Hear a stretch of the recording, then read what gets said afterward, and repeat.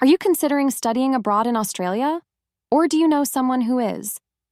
This is a true story every international student and parent needs to know.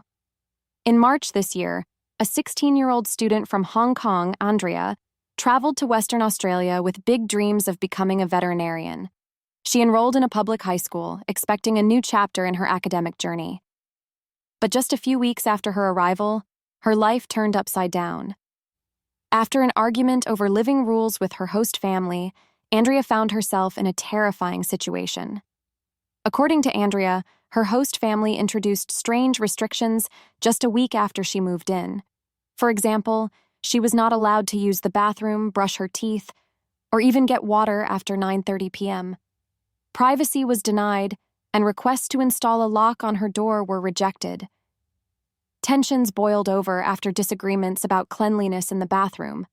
The situation escalated on one particular night when Andrea's host mother banged on her door for 2 hours, demanding a confrontation. Frightened and following her mother's advice on the phone, Andrea locked herself in her room and called the police for help. But when the police and a representative from the host family agency, TIWA, arrived, they didn't listen to her side of the story or review her video evidence. Instead, Andrea says the officers accused her of being childish, gave her just 10 minutes to pack her belongings, and immediately escorted her to the airport for deportation. Her confirmation of enrollment and other vital documents were canceled on the spot. Andrea was sent back to Hong Kong the same night, feeling like a victim who had been treated as an offender. "I was so scared. I had done nothing wrong. Why was I being sent away?" Andrea recalls. Andrea's mother described the ordeal as a nightmare, criticizing the education agency and authorities for acting without explanation or apology. Determined to fight this injustice, she flew back to Australia with Andrea 2 days later to seek legal help.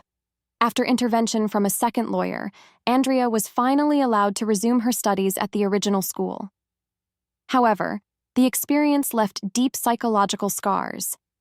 Andrea now requires weekly therapy. This case has stirred outrage in the local Chinese community. The Chenghua Association, a leading organization representing Western Australia's Chinese residents, called for a full investigation, labeling the case an act of discrimination. They are demanding accountability from the education agency and police so that other parents can trust Australia as a safe destination for international students.